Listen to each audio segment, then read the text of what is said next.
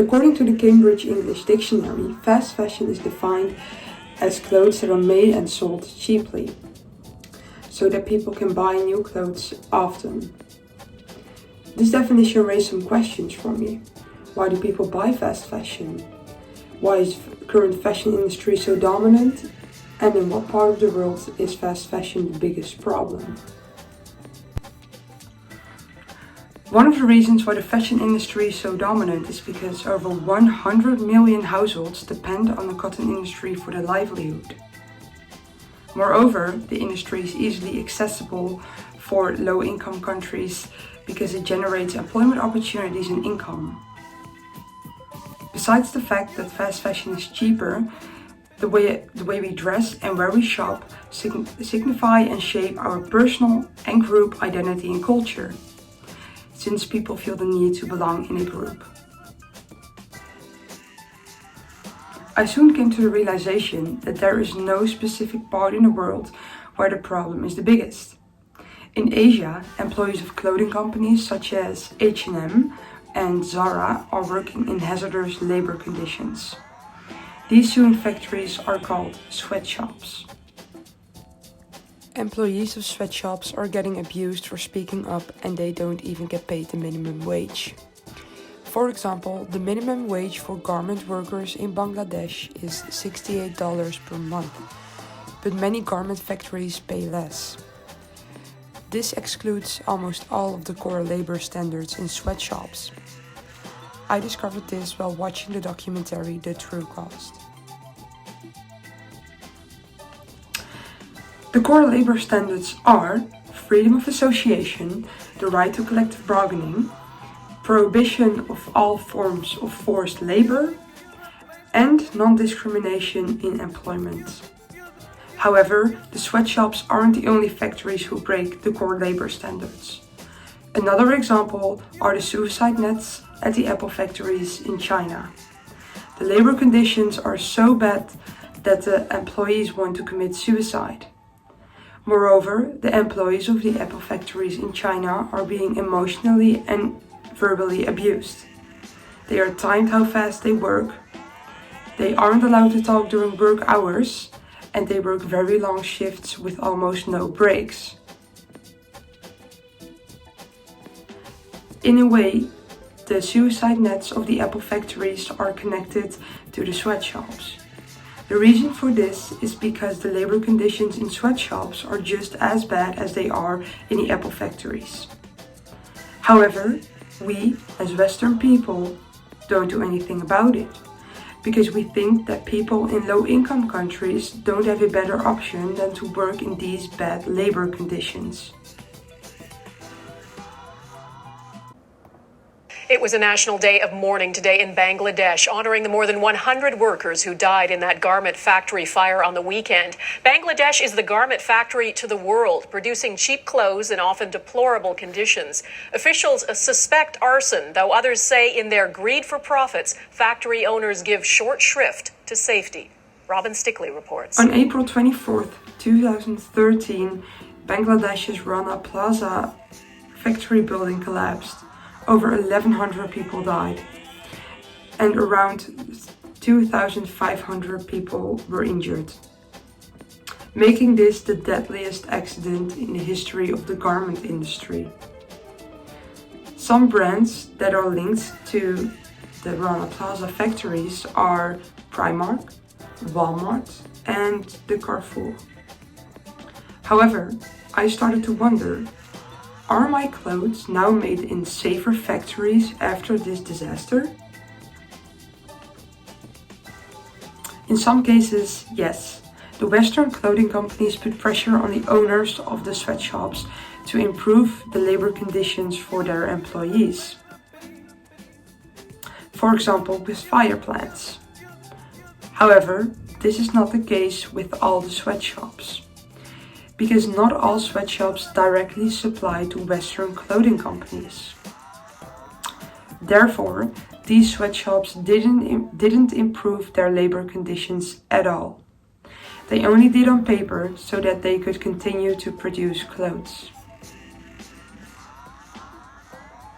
The problem doesn't only exist in Asia. It also exists in the Western world. Our consumer behavior has a very big impact on the environment. This behavior is being stimulated by the many advertisements we see every day.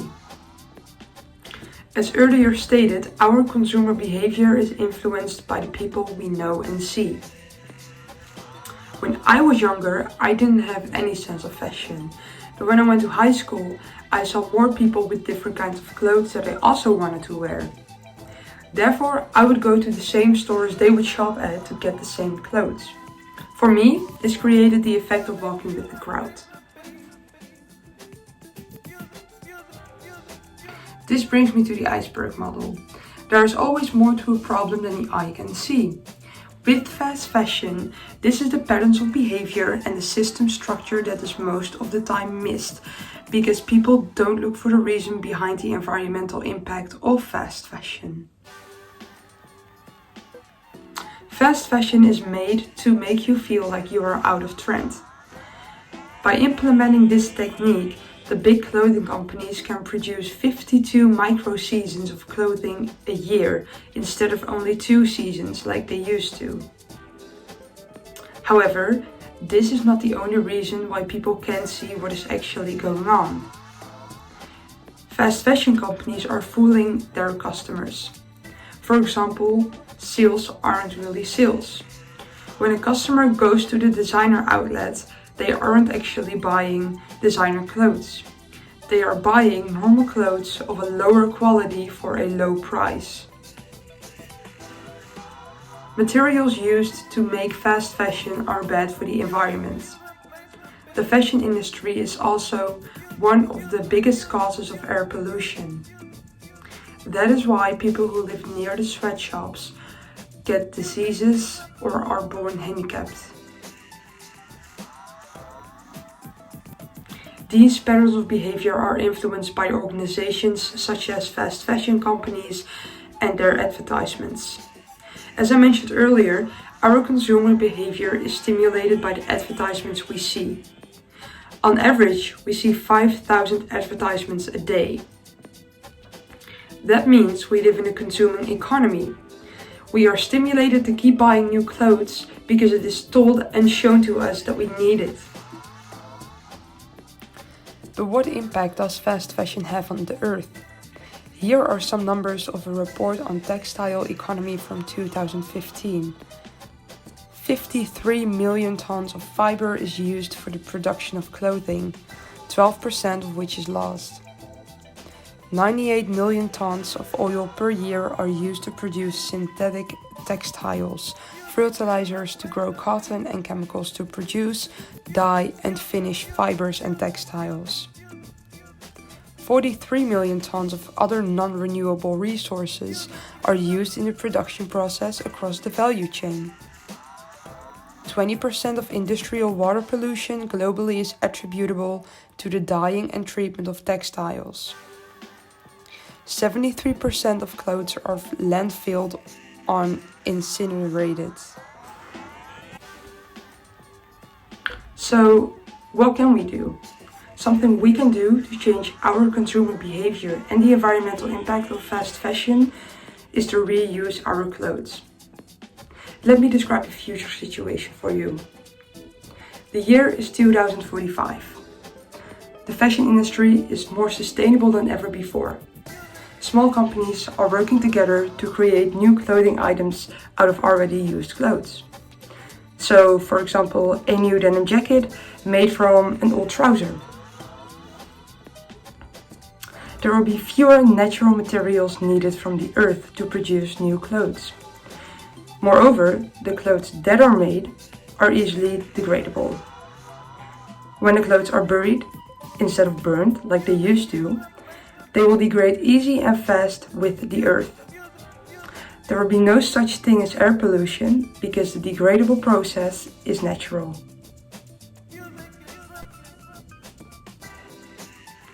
The example I just gave is also important for the supply chain, because the sweatshops won't be necessary anymore.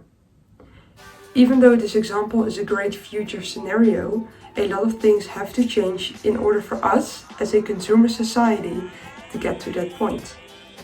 So let's start with you. What can you change in your own life to stop the damage of fast fashion?